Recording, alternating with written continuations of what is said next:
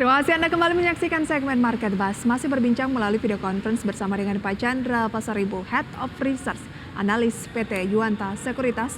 Tapi sebelumnya pemirsa, kami tampilkan rekomendasi saham pilihan dari Yuanta Sekuritas berikut ini. Ada 3 pemirsa ya. Ada ISAT direkomendasikan buy on weakness dengan support 8.975, resisten di 9.750. BMRI buy on weakness 5.350, resisten pemirsa pada posisi 6.200.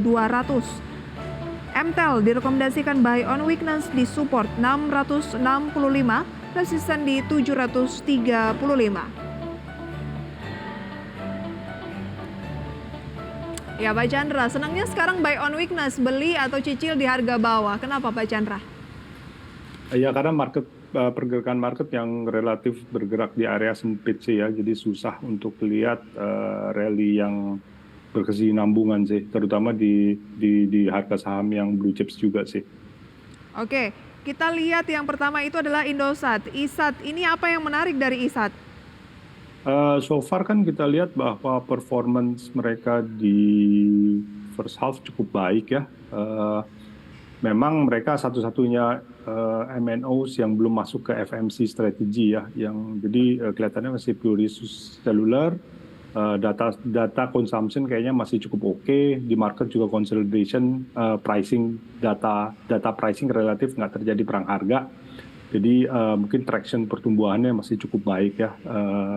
Sejauh itu sih dari fundamentalsnya, sisanya sih relatif lebih ke technical sih. Kita lihat harga sahamnya mungkin relatif cukup menarik posisinya. Laba bersih kan dari Indosat turun Pak, 41,46%, jadi 1,9 triliun rupiah semester 1. Itu kan high base di tahun sebelumnya kan, karena ada non-gain asset acquisition kalau nggak salah. Jadi kalau misalnya kita lihat di sisi EBITDA levelnya mungkin lebih mencerminkan pertumbuhan yang lebih benar sih daripada net profit. Oke. 9.300 lebih baik beli di harga bawah ya? Iya. Saat ini dinaik lagi nih Pak di pembukaan karena waktu menunjukkan pukul 9, 0,5%. Kalau misalnya sulit dikasih di harga bawah tuh peluangnya seperti apa? Boleh dibeli di harga atas misalnya buy? Sabar-sabar aja. Sabar dulu ya? Tetap harus cicil ya?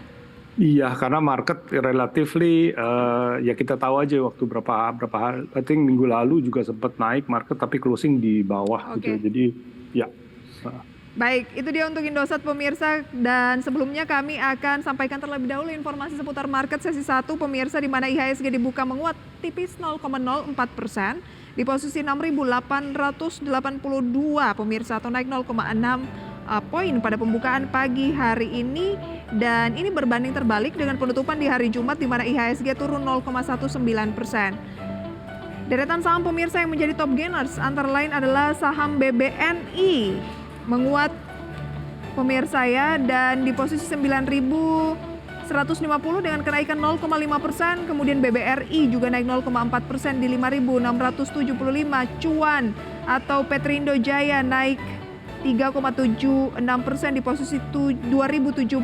Kemudian Antam menguat pemirsa 0,25%. Kemudian ada saham seperti RAM atau Tripar Multivision, dan ada Bukalapak yang juga mengalami penguatan sekitar 1,75% pada pagi hari ini. Yang menjadi top losers pemirsa adalah Cyber atau ITSEC Asia atau ITSEC Asia Tbk ya, yang mengalami pelemahan 12,5% yang baru saja IPO pekan lalu.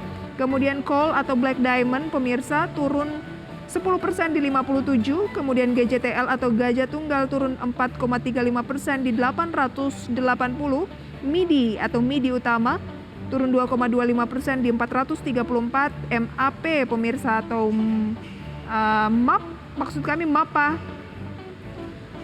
atau MAP Aktif Adi Perkasa pemirsa ya, juga turun 2% di 790. PGEO, Bank Mandiri, BCA, Pegas juga masuk dalam kategori top losers di menit-menit awal pembukaan perdagangan pada pagi hari ini.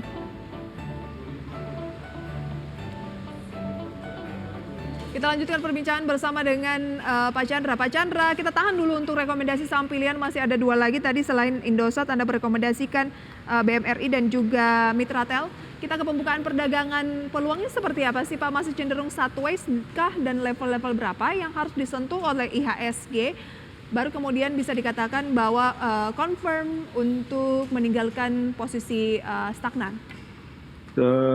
Sejauh ini sih kelihatannya masih rentang sempit ya. Jadi dari technical kita lihat 6863 sampai 6915 sih untuk hari ini. Jadi karena memang katalis relatif nggak ada yang baru ya. Meskipun memang secara fundamental sih harusnya sih ekonomi kita sehat-sehat aja ya, karena dari state budget, trade balance, inflasi, makro analisisnya sih cukup kuat. Tapi memang sentimen luar negerinya basically karena ada kekhawatiran terhadap tekanan inflasi yang masih ada, terus China melemah, sehingga menimbulkan sedikit pressure terhadap exchange rate ya, sehingga kalau exchange rate-nya kita nggak terlalu bagus, biasanya untuk foreign investors nggak terlalu lukratif untuk masuk. Oke, jadi sebenarnya kondisi fundamental Indonesia ini masih solid, masih bagus, dan tren dari indeks harga saham gabungan seharusnya menguat. Hanya saja sentimen positifnya ini kurang dan cenderung lebih banyak sentimen negatif dari eksternal yang membuat selera untuk investor asing melakukan investasi di pasar modal saat ini agak tertahan dulu ya Pak Chandra ya? Betul. Oke, nanti kita lanjutkan usai jeda pariwara pemirsa. Tetaplah bersama kami di segmen Market Buzz. Terima kasih pemirsa yang kembali bersama kami dan masih akan berbincang bersama dengan Head of Research Analyst PT Yuanta Sekuritas bersama dengan Pak Chandra, merekomendasikan saham pilihan tadi pemirsa diantaranya adalah Indosat, kemudian juga ada Bank Mandiri dan juga ada Mitratel. Indosat sudah kita bahas, kita ke Bank Mandiri juga direkomendasikan buy on weakness. Semenarik apa Bank Mandiri dibandingkan dengan banking yang lain sehingga Anda lebih memilih dari 3 saham, Anda memasukkan salah satunya adalah Bank Mandiri Pak Chandra? Kalau Mandiri tuh kelihatannya lebih, dia polanya memang uptrend sih kalau kita lihat dari awal bulan nih kayaknya. Jadi secara fundamental sih mirip-mirip lah ya. Jadi 4 besar bank itu harusnya sih mungkin agak positif sentimen dari boleh dihapus, bukan account-account yang relatif kecil gitu. Tapi memang dari sisi teknikal kelihatannya si Mandiri agak sedikit lebih menarik. Oke, kalau memang Anda bilang bahwa ini kecenderungannya uptrend dalam beberapa waktu terakhir, mengapa harus di buy on weakness? Berarti ada kecenderungan akan pullback sedikit dulu? Iya, kan balik lagi tadi kan market kan juga nggak bisa. Kalau marketnya merah kan agak susah ya kita lihat big caps untuk dia positif gitu. Jadi dia pasti akan ikutin pergerakan market. Dan kita lihat, iya jadi ya sekarang aja kita lihat kayak misalnya market sekarang agak minus berapa tuh, minus 0,13 gitu. Jadi very volatile. Jadi manfaatin situasi itu aja sih supaya returnnya lebih optimum. Baik, sih ada peluang terdekat ke 6.200, beli di harga-harga bawah, sekarang lagi di 5.875 ya Pak ya? Support terkuat di 5.350 jangka pendek ya Pak? Iya. Baik, Mitratel. Kalau MTEL semenarik apa Pak? MTEL sebenarnya kalau di antara stok tower company sih sebenarnya relatif paling bagus ya. Bagus dalam arti posisi balance sheet-nya mereka kan relatif karena baru IPO segala macam, net gearing-nya rendah. Sedangkan yang lain-lain kan habis melakukan berbagai macam akuisisi, basically leverage-nya tinggi. Sedangkan kita tahu kondisi interest rate kan relatif lagi cukup tinggi gitu ya. Jadi mereka interest cost lebih tinggi dibandingkan dengan MTEL. On top of that, mereka juga dari sisi co-location ratio-nya masih relatif rendah, berarti potensi pertumbuhannya memang masih relatif lebih bagus dibandingkan tower company yang lain. Oke, Anda memberikan target terdekat di 7.035, sementara saat ini Pak di 7.010, artinya agak sempit. Gimana? Strateginya bagaimana Pak? 700 kali ya. 700, level masuknya ya. Di 700. Ini target terdekat 735. Ya. Main ranging aja begitu ya Pak ya? Ya, betul. Oke. Singkat saja Pak, tips untuk pemirsa di rumah, mengingatkan ini pekan yang juga pendek karena kita akan segera masuk ke libur hari ulang tahun Republik Indonesia, hari Kamis gitu ya. Kira-kira tips untuk investor gimana nih Pak? Cermati gerakan jangka pendek sih, tapi basically nggak relatif akan bergerak dalam area sempit sih.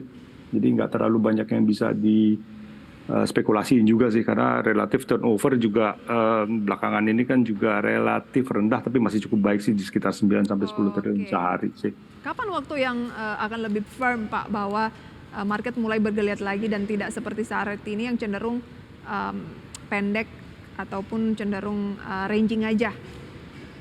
Mungkin yang paling signifikan kalau Fed-nya udah lebih jelas apakah mau menurunkan, atau paling nggak sekarang kan mereka soundingnya pause ya, istirahat untuk menaikkan bunga. Mungkin kalau signalnya aduh berhenti naikin bunga tuh udah lebih Kalau udah ada kepastian ya dari iya, bulan menjadi signal September yang ya lebih Pak kuat. ya? Betul, betul. Baik. Pak Chandra, terima kasih banyak sharing informasinya, rekomendasinya di Power Breakfast pada pagi hari ini. Sehat selalu Pak, sampai berjumpa kembali. Selamat pagi. Ya, selamat pagi, terima kasih. Dan pemirsa, demikian perbincangan bersama dengan Head of Research dari Yuanta Sekuritas. Semoga bisa menjadi referensi dan sumber informasi untuk Anda. Tapi lagi-lagi pemirsa, keputusan investasi ada di tangan Anda sepenuhnya.